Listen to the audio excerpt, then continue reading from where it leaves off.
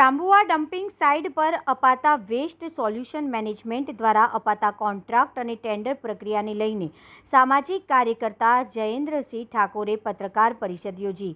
વડોદરા મહાનગરપાલિકાના solution waste department દ્વારા tender પ્રક્રિયા હાથ ધરવામાં આવી હોય અને તેમાંથી 4 કંપનીઓ આવ્યા હતા, જેમાં 2 કંપનીના કેન્દ્ર ખોલવામાં આવ્યા હતા. જોકે સરકારશ્રીના ગાઈડલાઈન પ્રમાણે 3 કમીના ટેન્ડર ખોલવા જોઈએ, પરંતુ તેમાં પણ જીગમાં એન્વિરો સોલ્યુશન પ્રાઇવેટ લિમિટેડનું ટેન્ડર ખોલવામાં આવ્યું હતું, જેમાં જીગમાં એન્વિરો સોલ્યુશન લિમિટેડ નામની કંપની 2014-2015થી અક્ષર ચોક અટલાદરા પાસે આવેલા ડમ્પિંગ સાઇટ ઉપર લેક્સી વેસ્ટ પ્રોસેસિંગના કામની શરૂઆત કરવામાં આવી હતી. હાલમાં પણ આ કંપનીનું કામ ચાલુ રાખેલ છે. જોવા જઈએ તો ઓલ ઇન્ડિયા લેવલ પર લેક્સી વેસ્ટ પ્રોસેસિંગનો ભાવ ₹850નો પ્રતિ મેટ્રિક ટન ચૂકવવામાં આવતો હોય છે, જેનું ક્લિયર માટે અને ગુજરાતમાં કોઈપણ મહાનગરપાલિકાના લેગીસ વેસ્ટ પ્રોસેસિંગના કામોના ભાવોનું લિસ્ટ ચકાસણી કરીને આપવા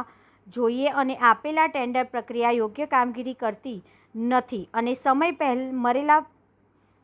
પહેલાં પૂર્ણ પ્રમાણે પણ થતું નથી. જીપીસીબીના નિયમ પ્રમાણે મટીરિયલની કામગીરી કરવાની કામગીરી થતી નથી અને મકરપુરા ડમ્પિંગ પર લેક્સી વેસ્ટ પ્રોસેસિંગનું કામ હમણાં પણ છેલ્લા કરવામાં આવ્યું છે, જેને લઈને સામાજિક કાર્યકર્તાએ ટેન્ડર પ્રક્રિયાવાળી લિસ્ટેડ કંપનીને તાત્કાલિક ધોરણે બ્લેકલિસ્ટ કરવાની માંગ કરી હતી અને તમામ ટેન્ડર પ્રક્રિયા પારદર્શકતા પ્રમાણે અને ઓનલાઈન પોલિસી મુજબ ભાવપત્ર બહાર પાડવામાં આવે તેવી માંગ કરી હતી. વધુમાં સામાજિક કાર્યકર્તા જયેન્દ્રસિંહ ઠાકોરે જણાવ્યું હતું કે વ્યક્તિને જ્યારે તમારે જવું છે એને કોઈ સામાજિક કાર્યકર છે કે કોઈ પક્ષ જ્યારે મોરચો લઈને આવે છે તો તમે લોકો બધાને ગેટ ઉપર રોકો છો.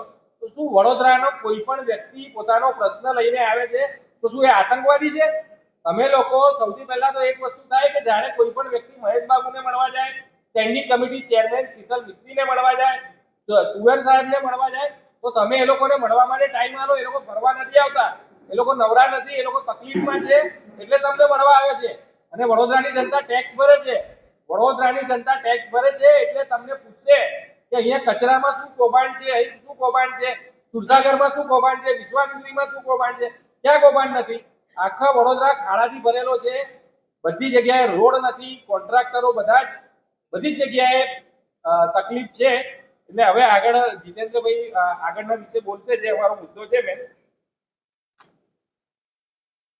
આજના પ્રેસ કોન્ફરન્સનો જે મુદ્દો છે, ખાસ કરીને સોલિડ વેસ્ટ શાખા જે વડોદરા મહાનગરપાલિકાના અંડરમાં આવે છે, જેની અંદર જે આયોરા કંપની છે, જેને ટેન્ડર પ્રક્રિયા કરવામાં આવી, ટેન્ડર પ્રક્રિયા બિલકુલ પારદર્શક નથી. એકને એક કંપની 2014-15થી એને લિસ્ટેડ કરવામાં આવે છે, એની જે કોઈ કામગીરી જ નથી.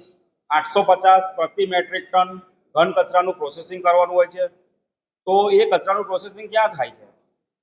આજે વોર્ડ 19 વોર્ડની અંદર જે કચરો ડોર ટુ ડોર કલેક્ટ કરવામાં આવે છે, એ કચરો કલેક્ટ કરવામાં આવતો નથી.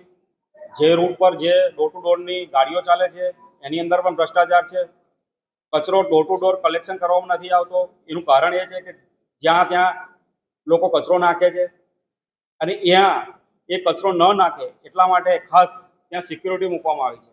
એનો મતલબ એવું થયો કે તમે જે ડમ્પિંગ યાર્ડો માટે જે મસ્ત મોટી પ્રક્રિયા કરેલી છે, ટેન્ડરિંગ પ્રક્રિયા, એની અંદર કચરોનું પ્રોસેસિંગ થતું નથી. ફક્ત કાગળ પર એ પ્રોસેસિંગ કરી અને જે સફાઈ વેરાના નામે ટેક્સ ઉઘરાવવામાં આવે છે, એ ટેક્સ પર લઈ અને ભ્રષ્ટાચાર કરવામાં આવે છે. આથી આજે અમે આ પ્રેસ કોન્ફરન્સ દ્વારા ખુલ્લો પાડવામાં આવ્યો છે. આવી કંપનીનો ડીલિસ્ટ કરી અને ફરીથી પારદર્શક ટેન્ડરિંગ પ્રક્રિયા કરવામાં આવે.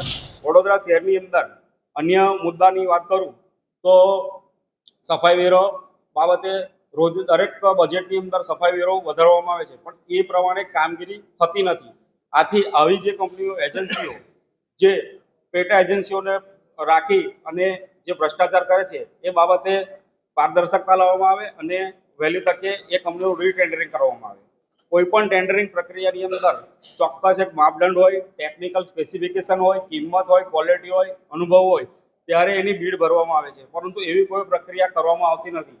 ફક્ત માનીતી કંપનીઓને પોતાની રીતે બીડ મંજૂર કરી અને એને ટેન્ડર પ્રક્રિયા કરી એની સાથે એગ્રીમેન્ટ કરી અને મસ્ત મોટું કૌભાંડ કરવામાં આવે છે. માનનીય મુખ્યમંત્રી શ્રી ઝીરો ટોલરિંગની વાત કરતા હોય તો એ ઝીરો ટોલરિંગ ક્યાં છે? વડોદરા શહેરની પ્રજા જ્યારે અપેક્ષા મુજબ ટેક્સ ભરતી હોય તો એ પ્રમાણે એમને એ સેવા મળવી જોઈએ, એ સેવા મળતી નથી. એથી આવી કંપની જે વડોદરા મહાનગર સેવા સત્તા જે ટાઈપઅપ છે એ કંપનીઓને દૂર કરવામાં આવે અને પારદર્શક બીડ કરવામાં આવે અને ચોખ્ખી બીડ કરી અને વહેલી તકે નવી કંપની લિસ્ટ કરવામાં આવે એટલા માટે હાલની પ્રેસ કોન્ફરન્સ રાખવામાં આવી છે. આ પ્રેસ કોન્ફરન્સના માધ્યમથી જણાવીએ છીએ કે સોલિડ વેસ્ટ શાખાએ અમને તારીખ 15/9/2015 રોજ અમે જે આવેદનપત્ર આપ્યું એના અનુસંધાનમાં અમને કોઈ પણ પ્રત્યુત્તર આપ્યો નથી. એટલે અમે સરકારશ્રીને અને જે લાગતા વળગતા વિભાગને સ્ટેચ્યુટરી નોટિસ આપી પક્ષકાર બની ન્યાયિક પાલિકાથી અમે કાયદેસર પ્રક્રિયા હાથ ધરીશું અને જે કંઈ હશે વડોદરાને ચોખ્ખી અને ખુલ્લી જે કંઈ પારદર્શક ન્યાય અપાવવાનો છે અપાવીશું અને આવા ભ્રષ્ટાચાર રોકવા માટે અમે અગ્રેસર રહીશું.